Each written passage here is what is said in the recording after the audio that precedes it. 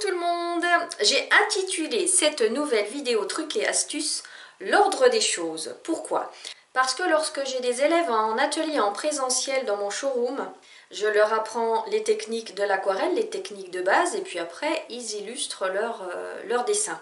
Et au fur et à mesure de l'illustration de leurs dessins, ils me disent souvent « Mais c'était comment ce que tu nous as dit? C'était quel ordre déjà ?» Donc c'est pour ça que je vous fais cette vidéo avec un petit moyen mnémotechnique pour vous souvenir de l'ordre des choses, avec un seul mot qui n'existe pas, c'est le Lushomuku. Alors là vous allez vous dire « Ça y est, Hélène Valentin, elle devient zinzin. » Non, non, je vais bien. Alors le Lushomuku, le Lu c'est pour la lumière. Première étape, avant de mettre en couleur un dessin, on décide d'où vient la lumière. Et cette décision sera valable jusqu'à la fin de la mise en couleur. Le Sho, c'est le Sho de choix. Deuxième étape, on choisit les couleurs et dans quel ordre on va les appliquer. Vous prenez vos godets d'aquarelle si vous avez des godets individuels et vous les placez à côté de votre illustration, de votre dessin, dans l'ordre qui va bien, sachant qu'on applique toujours les couleurs du plus clair au plus foncé. Le mou, c'est le mou de mouiller la séquence, c'est la troisième étape. On n'oublie pas de mouiller sa séquence sans aller forcément suivre le bord du dessin. Je vous dis toujours qu'on peut laisser 1 ou 2 mm par rapport au trait du dessin, c'est quand on applique la couleur qu'on est bien précis. Et le coup de couleur, c'est la quatrième étape, on applique la couleur. Alors je vais vous faire une petite démonstration sur cette toute petite maison. Si vous avez envie de la refaire chez vous, je vous mets dans la description le PDF avec le dessin à imprimer en 2 tailles. Et c'est parti pour la mise en pratique du Lushomuku.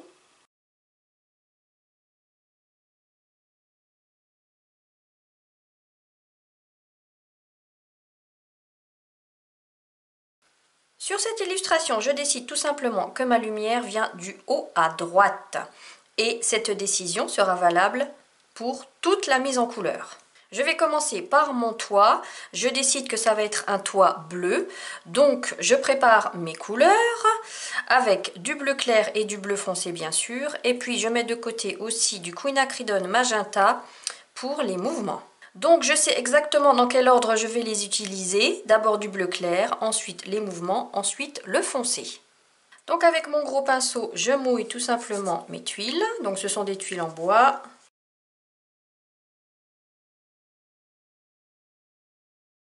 Alors, ma lumière vient du dessus. Ça ne m'empêche pas de laisser une belle tache blanche pour montrer l'endroit où tape la lumière.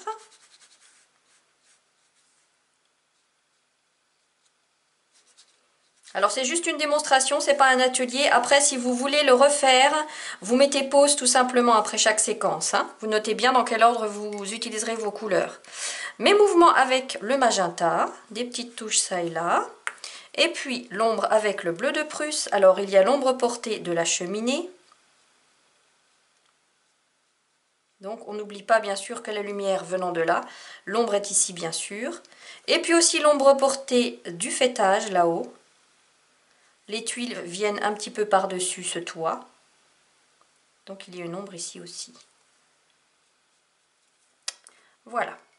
Pour toute la partie en bois, je décide qu'il y aura une base de jaune, de l'ocre, du rouge brique et puis du terre d'ombre brûlée pour la dernière ombre. Donc là, encore une fois, je prends mon gros pinceau pour mouiller ma séquence en évitant les fenêtres. Alors je vous rappelle que quand vous mouillez votre séquence, vous n'êtes pas obligé de mouiller jusqu'au bord du dessin, vous pouvez laisser 1 mm. C'est quand on applique la couleur qu'on est bien précis. Allez, ma base de jaune. Là c'est pareil, je peux me permettre de laisser une tache blanche. Donc là je suis passée au petit pinceau. Mon ocre. Je repasse tout mon jaune. Donc je passe par-dessus mon jaune, je veux dire. En laissant bien la tache de lumière au centre. Mon rouge brique, alors là ça peut être des petits mouvements en rouge brique histoire de donner vraiment du mouvement justement à ce mur là. Et je commence à travailler ici mon ombre portée du chéneau sur le mur, ici, et l'ombre portée des poutres en dessous.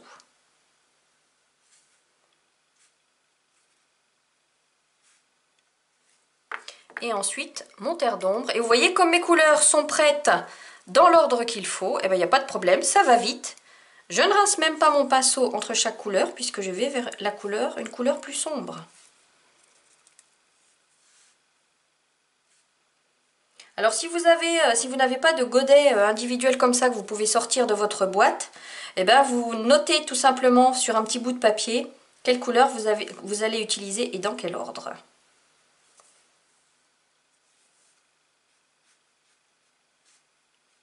Voilà, je pourrais à la rigueur encore renforcer mon ombre encore plus en rajoutant un peu de gris. Bon là cette fois je ne fais pas ce choix. Alors pour le mur du bas, je vais travailler avec un vieux rose, du beige et puis du gris. Donc je mets mes petits godets à côté de mon dessin dans l'ordre qui va bien. Je reprends mon gros pinceau, je mouille tout. Je reprends mon petit pinceau. Allez, on va commencer par le vieux rose. Alors là, commencer par le vieux rose ou par le beige, peu importe, hein. Là, je pars un peu à l'aventure, je sais pas trop ce que ça va donner. Ça va être la découverte. Là, je rince mon pinceau pour le coup, parce que vieux rose beige, c'est pas du tout les mêmes tons.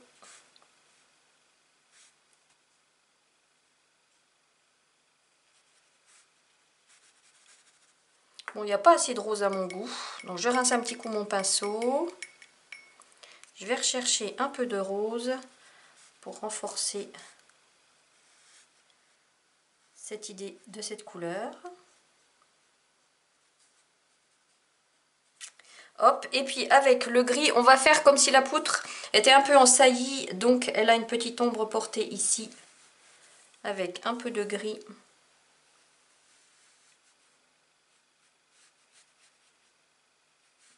Hop là, et puis des petites touches ça et là de gris pour donner encore plus de mouvement à notre mur.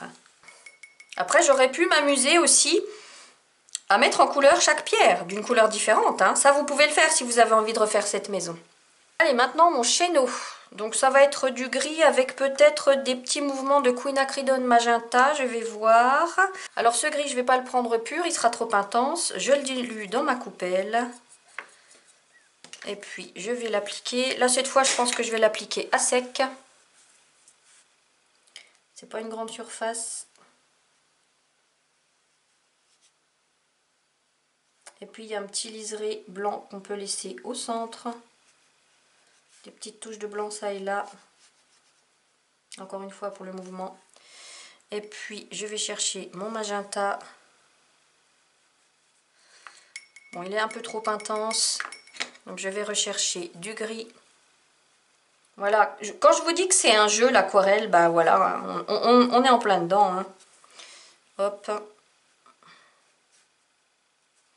Là j'ai envie de renforcer l'ombre propre du chéneau puisqu'il est arrondi. Il a une ombre plus importante en bas. Bim. Et puis ce qui tombe là, c'est pareil. Je vais chercher le gris clair. Bon, c'est une toute petite illustration, je ne me prends pas beaucoup la tête, vous voyez, à sec, en essayant de laisser des petits points blancs. Ah, vous voyez, là, c'est pas sec. Eh ben, l'aquarelle, elle migre. Mais c'est beau, j'aime bien quand elle fait aussi ce qu'elle veut de temps en temps. Des petites touches de magenta. Hop. Et un peu de gris. Ça et là, pour l'ombre portée des petits boudins là qui sont là. Et puis ça migre, ça fait ce que ça veut. Et puis là aussi, tiens, ça migre. Mais c'est pas grave. La cheminée, on va la retravailler pareil que le mur du bas avec du quinacridone, du beige et puis du vieux rose. Donc je mouille tout. Une base de vieux rose.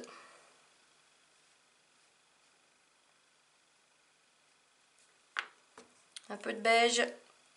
Ah tiens, cette fois j'ai pas rincé mon pinceau. Ce n'est point grave. Oh, le rose il prédomine. Oh là là, il prédomine trop là, ça me plaît pas. Allez, on tamponne. Bim. On recommence. Vous voyez, ça c'était aussi une vidéo, comment corriger une séquence où on a fait une erreur. Vous prenez un essuie-tout et puis vous tamponnez. C'était un truc et astuce, je veux dire. Allez, hop. Là je change, vous voyez, je prends le beige comme base. Des petits mouvements en rose. Et puis, ah non, c'était du gris pour l'ombre. Ce côté-là est dans l'ombre forcément, ce côté-là de la cheminée est dans l'ombre.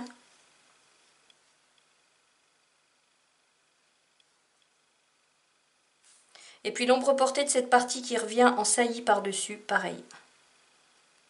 Voilà. Et je vais faire pareil, tiens, pour les tuiles qui sont sur le fêtage ici. Un petit peu de rose, un petit peu de beige. Et un chouïa d'ombre, mais c'est pas large. Et l'aquarelle va migrer de toute façon.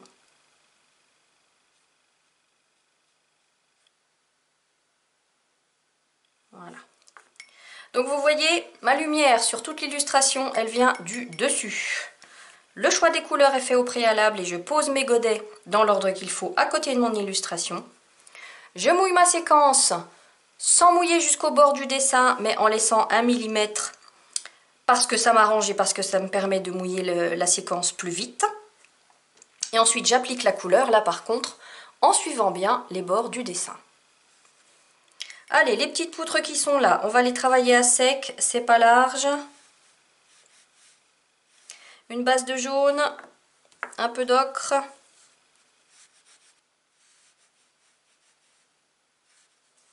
Et puis un peu de brique, c'est du rouge anglais de chez White Knight, cette couleur-là.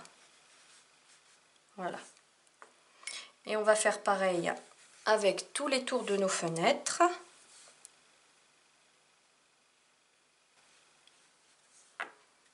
De l'ocre.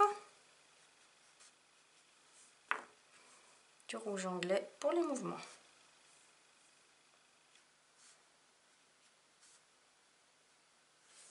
Bon, alors après, il y a des tout petits montants autour là des fenêtres. Je les fais directement en rouge anglais parce qu'ils sont vraiment très très fins. Là, je mets pas plusieurs couleurs, ça vaut pas le coup. Et puis la porte, pareil, on va la travailler comme notre mur avec une base de jaune. Alors là, par contre, je mouille d'abord la séquence. Une base de jaune.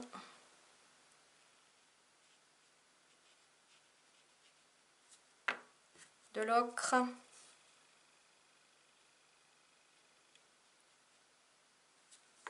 Rouge anglais. Plus je vais vers le dessus, plus c'est dans l'ombre.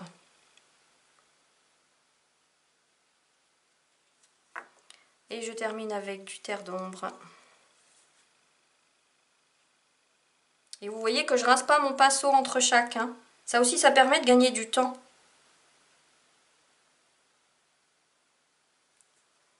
Voilà. Mon entourage, là j'ai un peu de terre d'ombre sur mon pinceau, je vais en profiter pour faire le tour des fenêtres, tout simplement. Et puis je fais aussi le tour de la porte qui est là. Voilà, c'est juste une démonstration, je ne cherche pas à trop travailler les couleurs. Et puis là-haut, alors avec la couleur que j'ai encore sur mon pinceau, je vais faire cette partie-là, tout simplement. Avec du terre d'ombre brûlée, parce qu'il y a l'ombre portée de cette cheminée-là. Voilà. Et puis la cheminée qui est là, je vais la faire comme si c'était de la terre cuite. Donc couleur brique, à sec cette fois, avec un liseré blanc. Et puis une ombre en terre d'ombre brûlée. Et voilà, c'est terminé! Donc faites autant de variantes de cette maison qu'il vous plaira. J'ai hâte de les voir. Prenez soin de vous. À très bientôt.